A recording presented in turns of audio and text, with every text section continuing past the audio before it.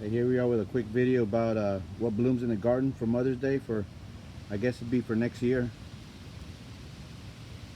But right here we have it's called the sweet tea gardenia, and it's super fragrant. I mean, it's so fragrant y'all could probably smell it through the video. This is the first time I ever get a gardenia. I'm in zone 8A, but I have this in a container, and it's a new variety. It's called sweet tea, but look at the large flowers, super fragrant. Would definitely recommend something like this. It's it grew quite a bit, and it's really windy here in the spring in Texas most of the time, so I think I lost a branch here. I think this one's broken, but like I tell people, you know, just wait, don't give up. It might be holding on enough to bloom, because those are the buds and I'm thinking they're gonna open. At the very least, I'll get, you know, these blooms to open. But look, the contrast of the dark foliage and then the real light flower, the white flower with the yellow in the center.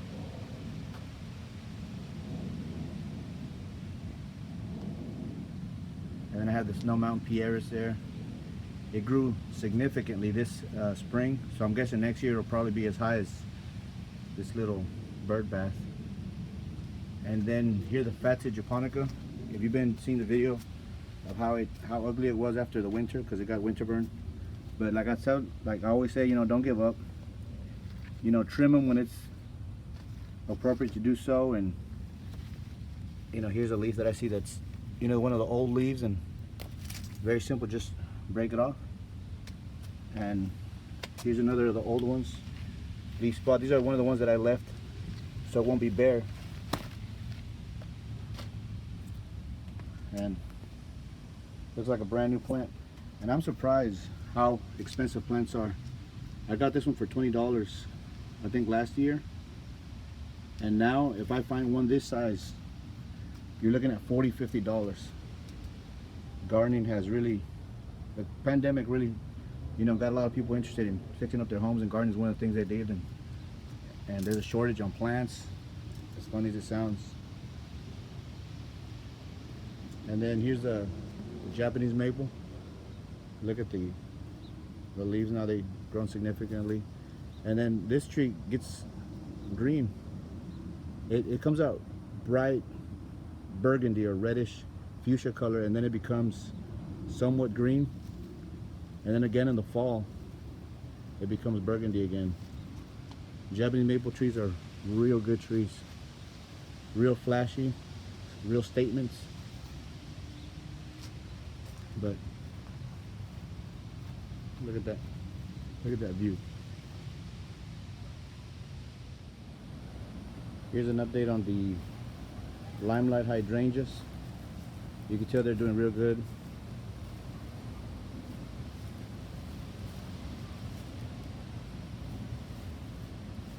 They still haven't put their buds on. They'll put the buds on the very tip, So I'll know when they're getting ready to bud up. But right now they're just, you know, putting out foliage to get energy to to produce the flowers. There's the other one over there. It's a little behind, but it's catching up. And then boxwoods, I'm a little disappointed with those. They seem to get issues once in a while. And then these, I'm gonna do a container. Have you never bought this kind, Proven Winners Super Tunia Vista Bubblegum? They're pretty amazing. You just need one for each container and it'll overtake it. The only bad thing is you gotta water and fertilize like crazy, but they will definitely make your containers look amazing. And then this is a sweet potato vine. It grows also like crazy. All you need is one for a container, and then by the end of the season you'll have some big old potato looking things, sweet potato looking tubers. But anyway, you know, spring is here, and I have all the daffodils still. I still have it. I'm gonna wait longer till they get more yellow and then cut them off. And then here's the Rose of Sharon. Look, the buds are there, but these will wait till later on. Basically, it's almost summer, but they're real nice pink ones also. I like how the arborvitae, how you can see the new growth is a lighter color. And I know I showed these before in other videos. If you haven't seen them, they got real sunburn the first year that I had them, and I could have easily gave up on them, but I learned real fast that on zone 8A you got to give them a lot of water. Basically in summer, water them every day, and they will puff up. They're not perfect, obviously, but they're better.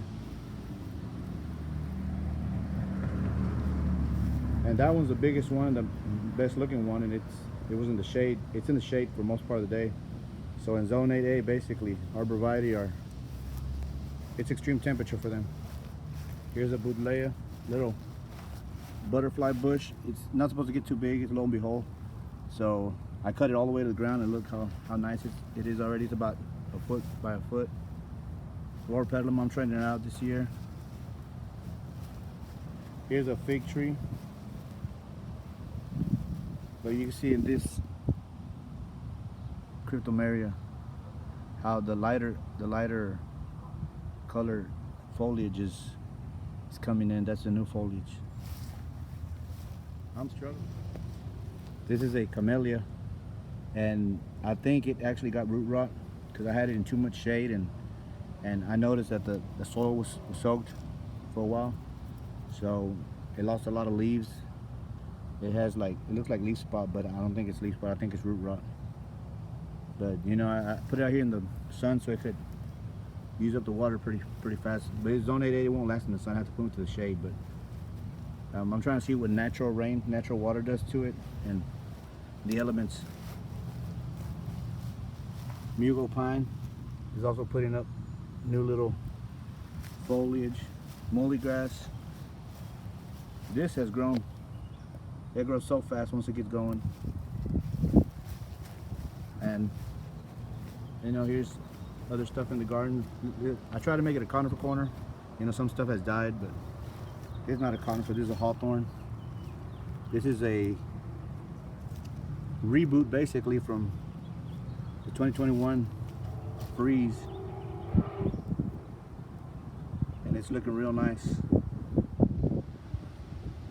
And there's a couple other things I got grown. I got strawberries here. It does produce strawberries quite fast actually. But you just have to remove them before the birds see them and eat them.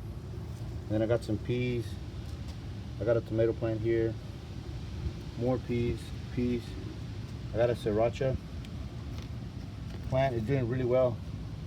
It already produced a couple of chilies. More strawberry, mint. I wouldn't put mint on the ground because it goes crazy. More strawberry. And then I'll end it with this. I have this plant. I think it's pretty nice. It's new. It says part shade, begonia canary wings. It's pretty striking, the red with the yellow, greenish foliage. Anyway, see you next time.